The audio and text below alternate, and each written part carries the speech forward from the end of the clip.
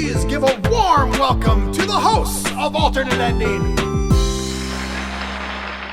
First of all, congratulations on the film and its selection to Sundance.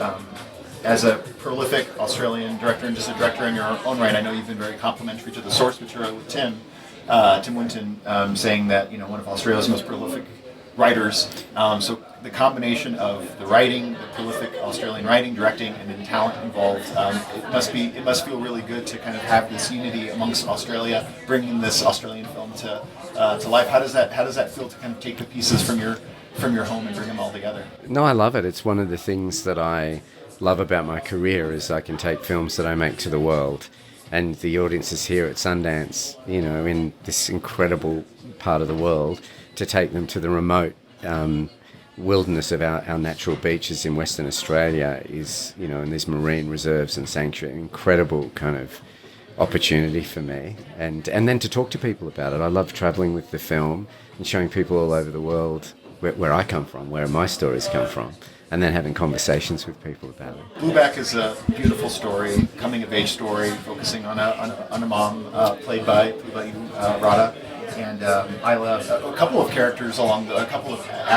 We have Mia Wasikowska, Ariel Donahue, and then Ilsa Fogg kind of playing Abby throughout it. And it's really the story of them, but there's a larger message, I think, that the film is trying to get at too, about conservation and things. Radha, for you, growing up in Australia, and your relationship with the oceans and the water, how did the movie and the source material kind of connect with you as a lover of those things?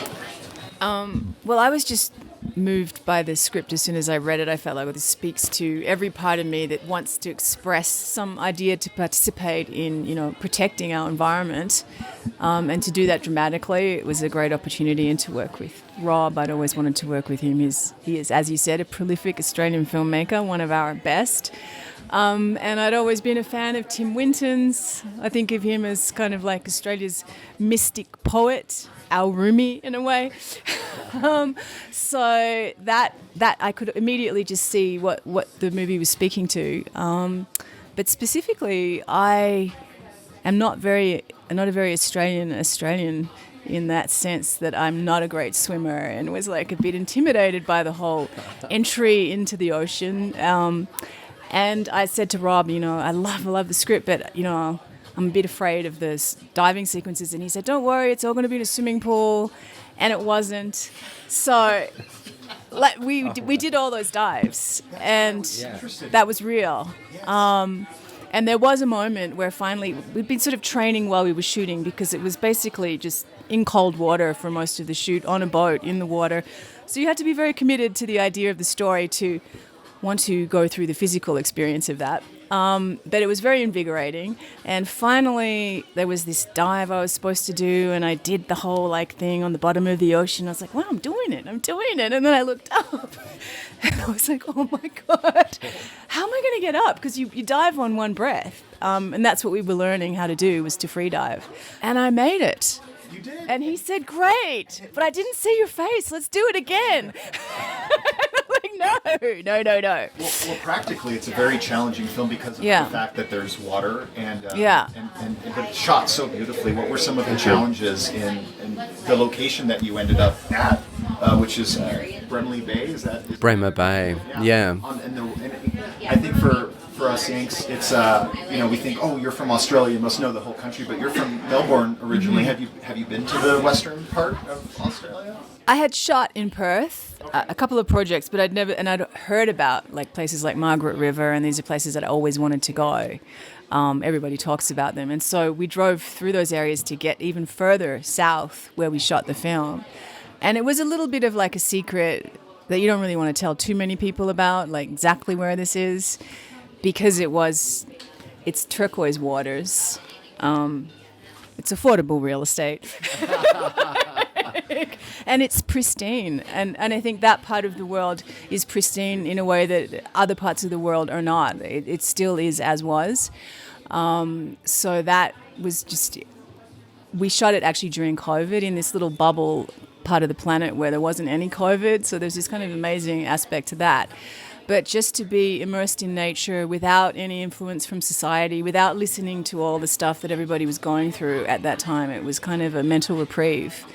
And I had just re-entered Australia at the point when I was offered the opportunity to participate. So I had all this, I'd come from America, so it was an interesting experience to go through all that and then just come and kind of wash it all away. And I think that the movie introduces the audience to nature in that way. It's a very intimate kind of portrait of what's going on. What's the real reality, I guess? I mean, we're up here and we're talking and it's busy, but there's fish just swimming, they're living their lives, and that to me is the real reality, and I felt like I was introduced to that world by you, Rob. Thank you very much. And so, as I mentioned earlier, very organized, very pragmatic person. Practically, shooting in that remote area, what were some of the challenges that you all faced, whether it was putting cast and crew up in what looks like a makeshift community that you all built there? I don't know if that community exists that is present in the film, but it looks like, it's very lived in. Yeah, it's a small town, very small population. They embraced us in the scenes, in the bonfire scene. They're all the locals. We invited to come down and be in the film. We needed the local help. Accommodating us all there was tricky, but once you get everyone, this I've learned over my career, once you get a film crew somewhere, away from home, put them together, make them fall in love with the world, the location is a character in the film, then you get this little bit of magic happening. And then you add on top of that I asked the actors to do all their own stunts and learn how to swim. And you're looking for authenticity. I think people are so suspicious now of stories that are fake. There's so much stuff that feels fake, and my young daughters are very susceptible to, if something feels a bit fake, they're like, I hate it, So I had this view of, we go there, we live there, we go out on the water, we film in the real bay, the actors are diving. You got shots of, Radha on the boat, and then she dives down and swims down in one shot. There's nowhere to... So it's that kind of thing that we were reaching for. So while there are challenges in that, there's great joy and adventure in that. And I think that comes across in the film, hopefully, for audiences. Well, and we joked earlier about fixing it in post, and one of the characters of the film is Blueback itself. Yeah. We were struggling to say, there's no way that is CGI, but it can't be a real fit. What did you do? And would you like to share a little bit about how you managed to pull off Blueback? Yeah, well, we studied the blue gropers, and they're called the puppy dog of the ocean, and they swim right up to you, and you can pat them. I mean, they're incredible, and you get to know them. And so we then worked with a puppeteer team who created a very old-fashioned film puppet. My early years watching, in the 70s, E.T. with, and then Star Wars with Yoda and Jaws and Chucky. I don't know about Chucky, but anyway, that's... So we made a puppet. We made the most elaborate, beautifully sculpted and created puppet, so the actors could swim with a real thing. It wasn't for effect. Yeah. It had a pole in that would lower it in, and cables would come out of that, because you can't put electricity in the water. And those cables would be pulled by 4 puppeteers, and then it would make the mouth open and the gills move and create that personality that amazing fish has. And now, Radha, I'll look for parental advice from your character. Be careful. Dora is a very interesting single mom, has been raising Abby for years since the passing of her husband, and wants to give this gift of preservation to her daughter, but her daughter is Abby's her own person, and I think about that sometimes too, is like oversteering our kids, where then there's a natural tendency to want to rebel against your parents, and that kind of happens just in general. Yeah. And so just as a character, kind of finding that tension between wanting to pass along something. How did you build that into the character of like...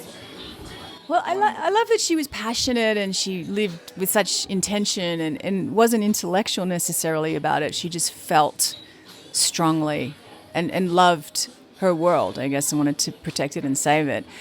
But she was by no means perfect, and I think the movie kind of demonstrates that. She didn't do amazing parenting all the time.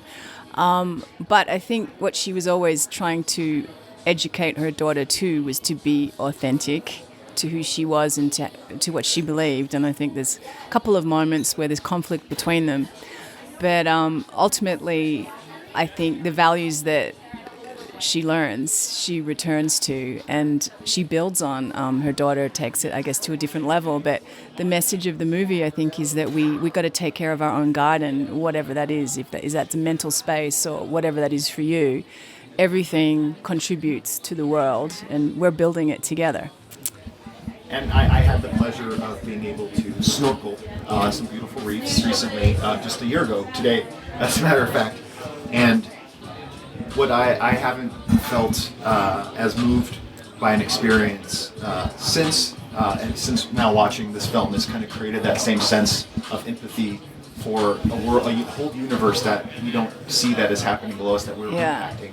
I think the movie says that if you touch it, if you feel it, you can love it, and if you love it, you want to take care of it. Yeah. If you don't know it, you don't care. Yeah. What I hope is it brings people into that experience, because I just not free diving certainly, or scuba diving, but just even snorkeling through it. There's a quiet that you have mentally with it, and the film spends there's a lot of quiet moments underwater, because all you hear is the things that are going around you. You hear the fish eating away, the scratching at the coral, and it just makes you reevaluate what's important.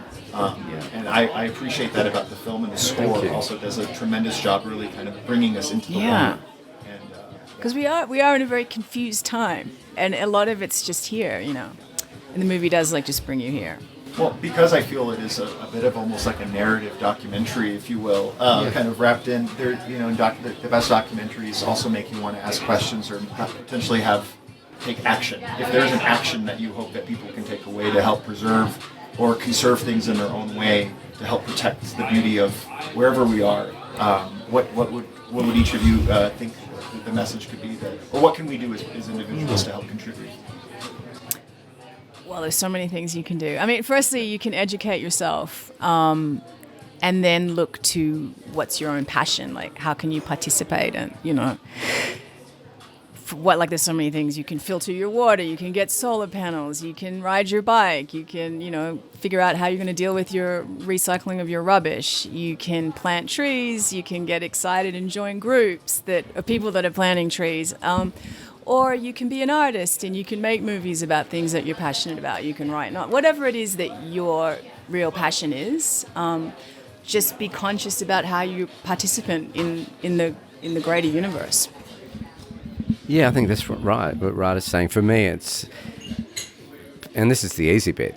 People should experience it, like your description of snorkeling. People should experience, because when people experience it, they fall in love with it and they care for it more. And when something's a notional concept, our oceans are in trouble, and that it's different to, last summer I swam with dolphins off the coast of blah, blah. It was incredible. It's in danger. I need to then act in the way Radha's saying. So I guess the film is part of that. When people watch the film, they experience it. And then hopefully the next step is people get out there in the water and experience it. And it is amazing. It's, incredible. And from there comes the activism. Yeah, so that specifically then, if there's something you should do, don't go shopping, go hiking. Yes. That's right. Be an active activist. Yeah, and look, the film's also about the legacy that you pass on, and I get great optimism from looking at young people. And I met a politician the other day at a screening in Salt Lake City who was a counsellor who said that she's had lots of young teenagers come in arguing the case, and she said, now that I've seen this film, I will listen to them more. And I think we really do ourselves a great in disservice if we don't listen to younger people who are kind of pushing us to care about the environment more than ever. Thank you both for opening up our eyes. We're so happy with the success that the film has already had. I know it's already premiered and been released overseas. Yeah. Looking forward to it here in the U.S. and at Sundance as well, too. Terrific. Thank you. Lovely to chat to you today. Thank you.